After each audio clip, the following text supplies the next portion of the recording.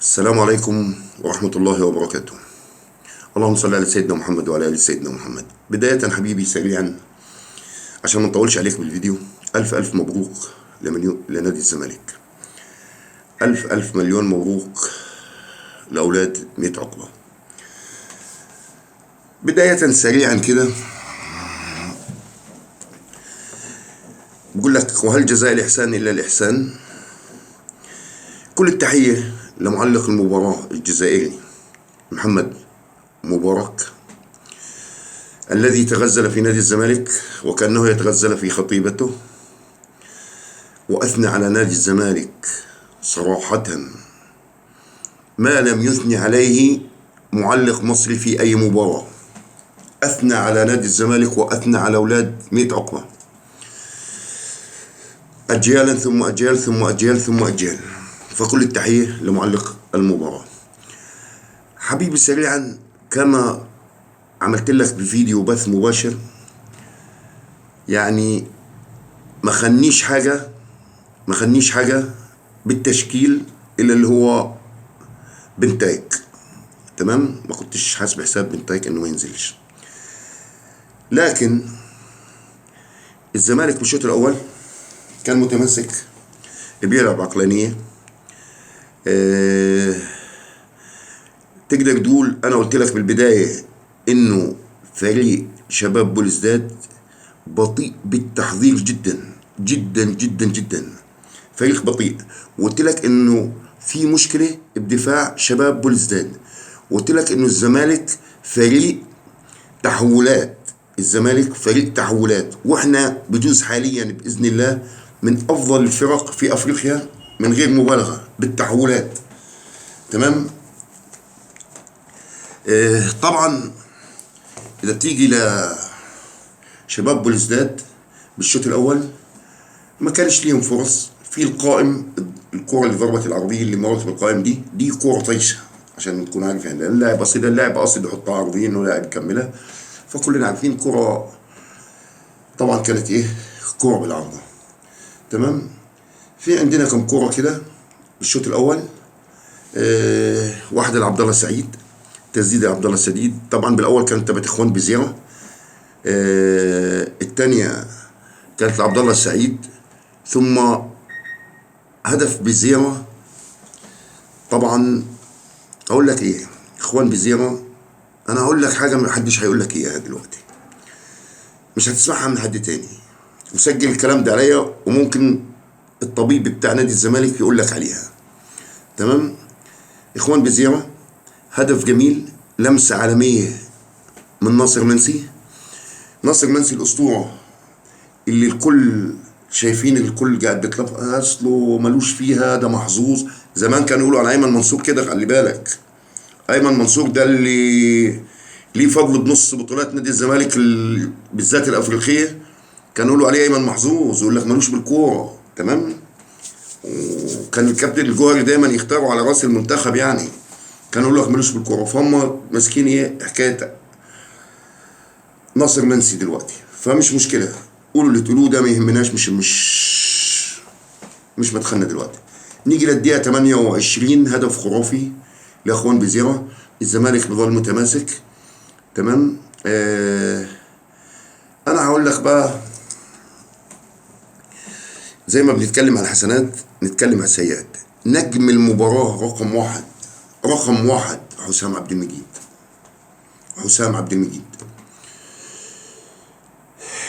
كل التحية للكابتن عمر جابر. الكابتن عمر جابر النهاردة فعلا عند شدائد تظهر الرجال. عمر جابر انت فعلا لاعب خبرة. تمام. محمد اسماعيل كان كويس. كان أسوأ من المباراة عندنا، يعني أسوأ من فرقتنا احنا. خلينا احنا هنا لغاية الشوط الأول. أسوأ من فرقتنا أحمد فتوح، أكثر ماتش أشوفه لك في ميس باص. أكثر لاعب شفته طلعت من رجله الكورة غلط أحمد فتوح. تمام. ضيف على ذلك أحمد ربيع، اللي بصراحة أنا عمرني ما ارتحت لنزوله بالملعب. آه، اقول لك انا قاعد بقول لك على السلبيات اللي عندنا. بعدني عند وجهة نظر اللي عمري ما غيرها.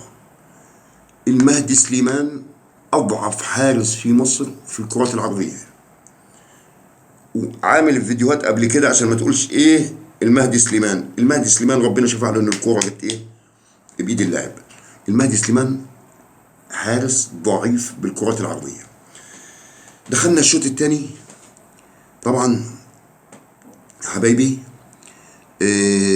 لعيبه الزمالك للاسف الشديد اعطوا شباب بلوزداد ما ارادوا. وايه شباب بلوزداد ما ارادوا؟ احنا كلنا بنعرف شمال افريقيا بالكرات العرضيه، شمال افريقيا بالكرات العرضيه. فاصبح في عندنا اخطاء بالجمله على حافه منطقه الجزاء، وسببت كرة بالعارضة ربنا ستر فيها اللي اتلعبت بالعرض، وقبليها كان في واحدة مرت برضه جنب العارضة. تمام، فهم دول لعبتهم، هي دي اللعبة بتاعتهم. شمال افريقيا كله، الشمال الافريقي كله محترف بالكرات العرضية، محترف هي دي لعبتهم. وياما خلصوا ماتشات معانا بالكرات العرضية، حتى على مستوى المنتخبات بتاعتهم اصلا، يعني حتى على مستوى المنتخبات. فطبعا انا قلت لك السلبيات والايجابيات. ومبروك لنادي الزمالك، الكابتن معتمد الف مبروك، كابتن ابراهيم صلاح، الجهاز الفني كله. لكن في بعض التحفظ كان على الكابتن معتمد بالتبديلات، انا في اشراكات غريبه. انا اقول لك بقى اخوان بزيرو، والله انا عرفت اخوان بزيرو انه مش هيكمل شوط تاني من اول ما لعب الباكورد. اول ما لعب الباكورد حبيبي نزل على المنطقه دي، وباكورد هو كملش لازمه، بس هو لعبه من اول ما لعب الباكورد. والله عرفت انه بزيرو مش هيكمل الشوط التاني. بس ان شاء الله تكون اصابته خفيفه. تمام، وسجل الكلام ده على اخوك بالذات بالعاب الهوا. والف مبروك لنادي الزمالك، والجوله الثانيه ان شاء الله هتكون بالقاهره. تمام، وانا قلت قبل الفيديو ده، قلت زمالك اليوم ليس مثل زمالك الامس. اللي فريق بولزداد قلت لك هيكون فريق بولزداد داخل انه متحمس، يعني ايه انه غلب الزمالك قبل كده ذهابا ايابا، اما غلبنا ايام ما كنا احنا بالباي باي يعني. تمام، وبطوله افريقيا ساعه ما روحنا من بطوله المجموعات. ربنا ما يعيد علينا الايام دي، طبعا كانت اسوأ ايام بمر فيها نادي الزمالك في البطولات الافريقيه. فطبعا هو كان داخل مسلحا بالحته دي، وقلت لك انه دي هتكون سلاح ذو حدين. تمام، والحمد لله رب العالمين انه الماتش الاول الصعب عدى باذن الله. احنا قادرين على الحسم. فريق شباب بلوزداد قلت لك فريق لا يتميز باي شيء الا بالكرات العرضيه، نجم المباراه من وجهه نظري المتواضعه حسام عبد المجيد. عمر جابر لعب ماتش عالمي. عمر جابر فتوح، من أسوأ ماتشات فتوح. ميس باص كلفنا حاجات كتير. تمام، قلت لك ان هو فريق شباب بلوزداد اصلا بطيء بالتحضير يعني، وعنده اخطاء دفاعيه قاتله.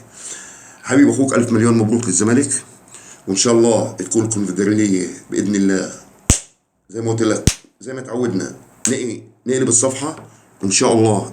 الماتش اللي جاي باذن الله يكون الحسم، نكون على النهائي باذن الله. والف الف مليون مبروك للزمالك. ولينا فيديو اخر بعد، يعني ان شاء الله بكره اعمل لك فيديو عن المباراه دي بالذات، بس انا عملت لك الفيديو ده سريعا. تمام، والف الف مليون مبروك لنا الزمالك، وسلام يعني.